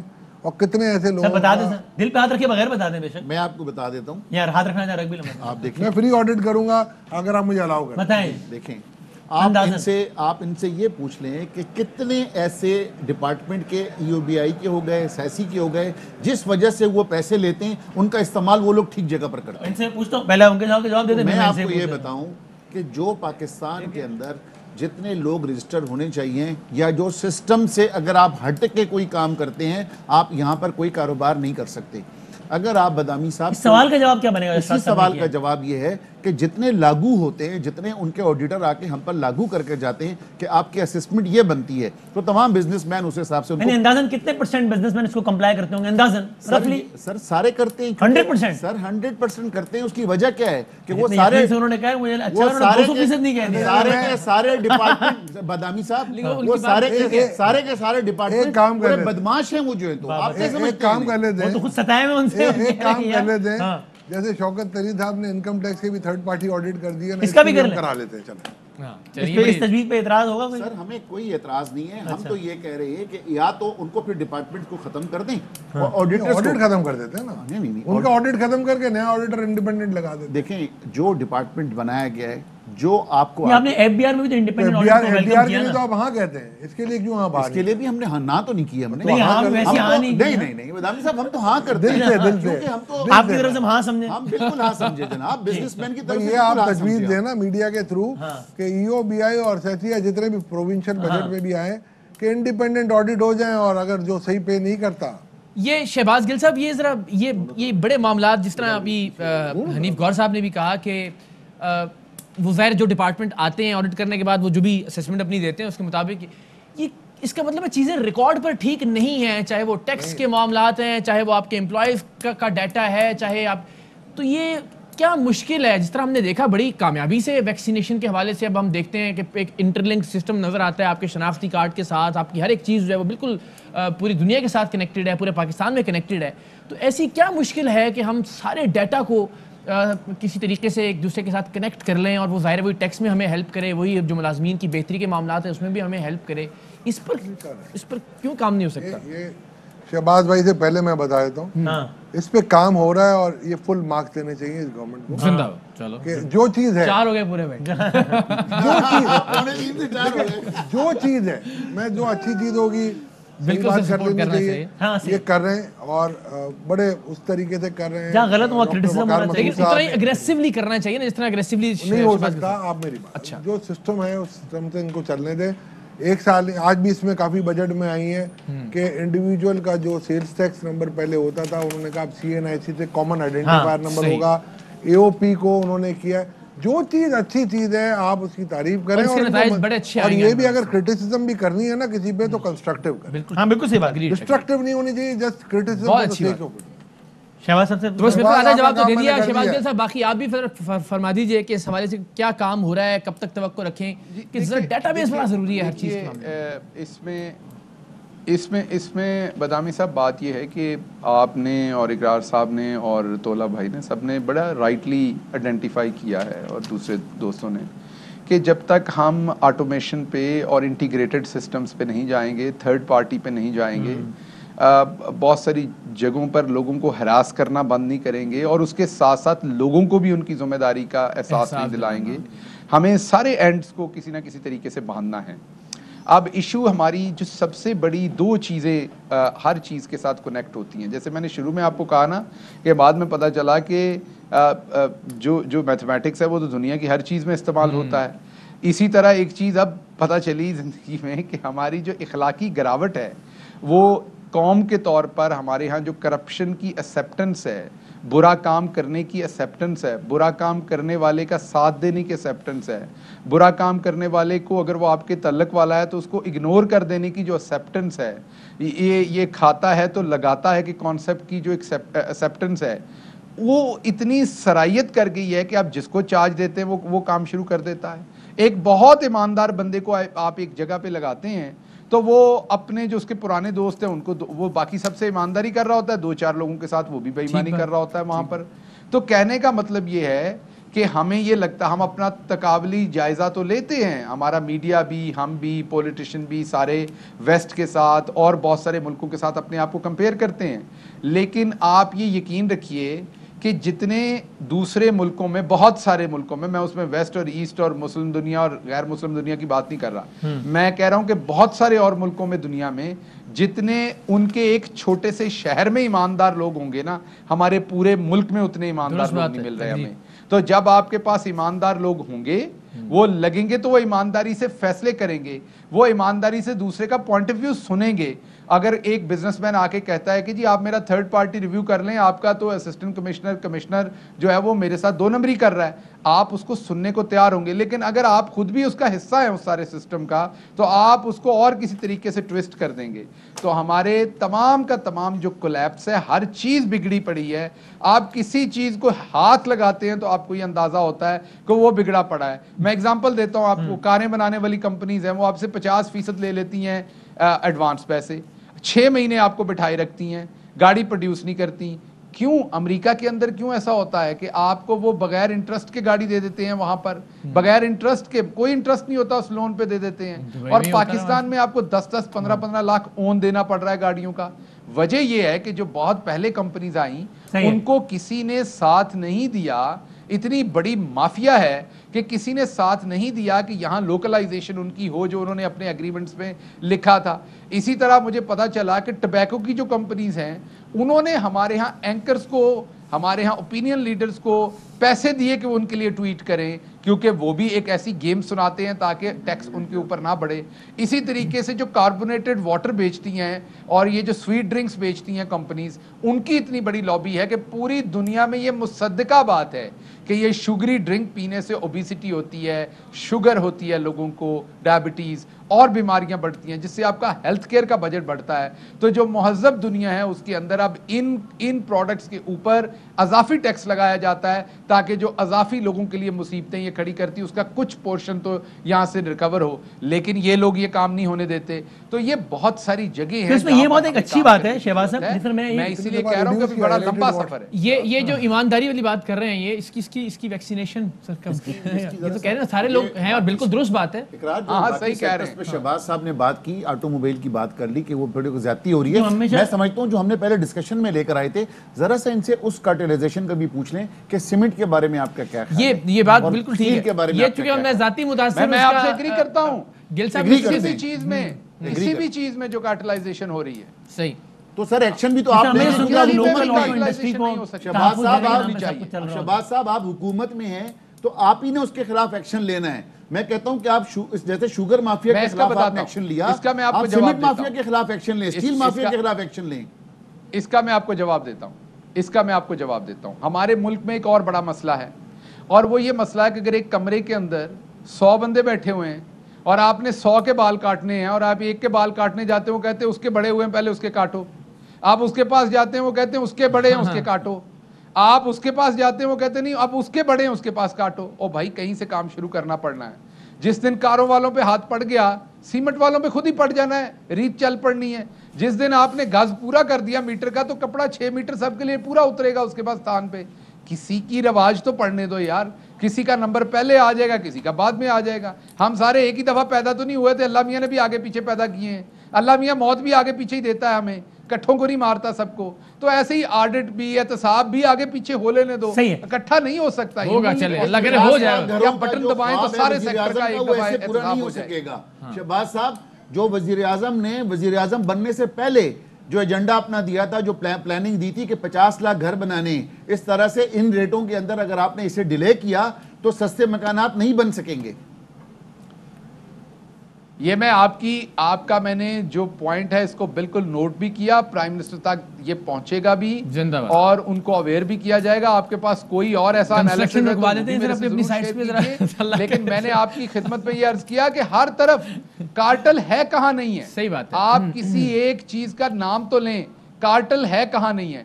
मसलन मैं आपको एक फिगर देता हूं, तकरीबन पिछले 2 महीने में 70 करोड़ रुपया हमने मीडिया को दिया है, क्योंकि अब कोविड की आपके सामने बहुत सारी चल रही थी, जो बहुत सारी वो कैंपेन्स चल रही थी आवाम को अवेयरनेस की कि वो वैक्सीन लगाएं, कोविड से बचें। 70 लाख का बजट था इन कैंपेन्स का, जो लोगों को बताने के लिए था कि कोविड और दूसरी चीज़ों का। बताएं कितने लोगों ने अपने मीडिया हाउसेस ने अपने लोगों को प्रॉपर तरीके से तनख्वाहें दी है।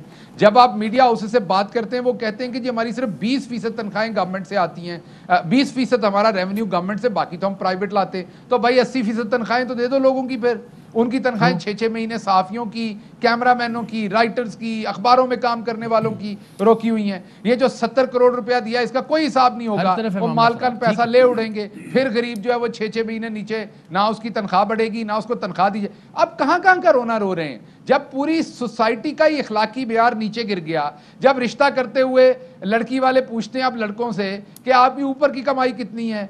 कल एक मेरे जानने वाले हैं, सरकारी अफसर हैं, उन्होंने बदामी साहब मेरे सामने मुझे कहा कि शहबाज साहब आपको एक बात बतानी थी, उड़ती उड़ती सुनी है, आप बुरा तो नहीं मानेंगे। मैंने कहा नहीं बताइए। उन्होंने कहा पता चला कि आप किसी शादी पे गए हैं तो आपने वहां पे 5 लाख रुपया लिया है शादी पे जाने का। मैंने कहा भाई क्या मेरी शादी थी, मुझे सलामी मिली वहां से। उसने कहा नहीं किसी और की शादी पे गए तो आपने पैसे लिए, गेस्ट अपीयरेंस के पैसे। जब उन्होंने मुझे ये कहा तो मैं हैरान हुआ ये बात सुन के। अब उनको मैं क्या सफाई देता और क्या ना देता, लेकिन मैं हैरान हुआ ये सुन के कि यार इसका मतलब ये बात मेरे बारे में भले किसी ने गलत उड़ाई है, लेकिन ये कोई ना कोई तो ये घटिया काम करता होगा, इसलिए उड़ाई है ना। कोई दूसरा ये मैं आपको बताऊं, यहाँ ऐसे काम कोई ना कोई सियासतदान करता होगा तो उसने मेरे नाम पे ये बात लगाई है। लेकिन पाकिस्तान से बाहर से बहुत सारी पेशकशें आ चुकी हैं कि जी वो शादी पे आप हमारी आ जाएं और बताएंगे कितने पैसे आप चार्ज करेंगे। मुझे 2-3-4 लोगों ने पूछ लिया। आपका तो चले, आप तो एक सेलिब्रिटी है ना। नहीं फिर भी ये होता है, आप सही कह रहे हैं, सेलिब्रिटी है ना, आपका एक और काम है। हम तो पॉलिटिकल एरिया में है ना, हम तो नहीं ये काम कर सकते ना, समझे, भले होता भी हो। अब हम आपको तो नहीं कह सकते मैं पैसे दें, हमने टीवी चैनल पे आना है। ऐसे ही हम किसी को ये भी नहीं कह सकते कि हमारा तो नहीं बनता ना, हम तो पब्लिक रिप्रेजेंटेटिव हैं, हम कैसे ले सकते हैं पैसे किसी से। लेकिन इसका मतलब है कि इखलाकी गिरावट इतनी गिरी हुई है कि कोई ना कोई ये कार्रवाई करता जरूर होगा। बिल्कुल ठीक बात है, बिल्कुल सही। आप मेरा अल्लाह की कसम दिल खून के आंसू रोता है जब मैं ये प्रेस क्लब वालों को या दूसरे लोगों, आपके इवन ये जो लोग हमें रिकॉर्डिंग करने आते हैं, मैं आपके चैनल की बात नहीं कर रहा, मैं ओवरऑल मीडिया की बात कर रहा हूं, जब उनसे इंटरेक्शन होता है, बहुत सारे बताते हैं मुझे 3 महीने से तनख्वाह नहीं मिली, 2 महीने से नहीं मिली, तो मैं सर पकड़ लेता हूं, या खुदा ये इतने पैसे तो हुकूमत ने दिए हैं, ये किधर चले गए।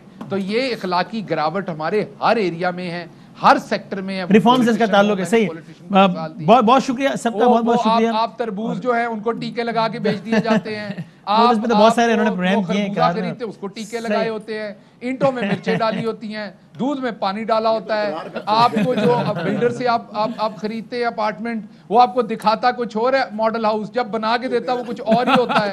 ठीक है ना, अगला प्रोग्राम मिल गया। ये इखलाकी गिरावट का आलम है। थैंक यू, बहुत ठीक है शहबाज गिल साहब, बड़ा राइटली आपने पॉइंट आउट किया। हम सबको अपना अपना रोल प्ले करना होगा। जाहिर है कोई भी एक शख्स अगर कहे कि मैं नहीं करूंगा, हुकूमत करे और बाकी पूरे अवाम जो है वो टैक्स दें और सारे लोग ठीक हो जाएं, बस मैं अपना करप्शन और अपनी 2 नंबरी जारी रखूंगा, तो ज़ाहिर ऐसे पाकिस्तान तरक्की नहीं करेगा, पाकिस्तान के अवाम की ज़िंदगी में कोई बेहतरी नहीं आएगी।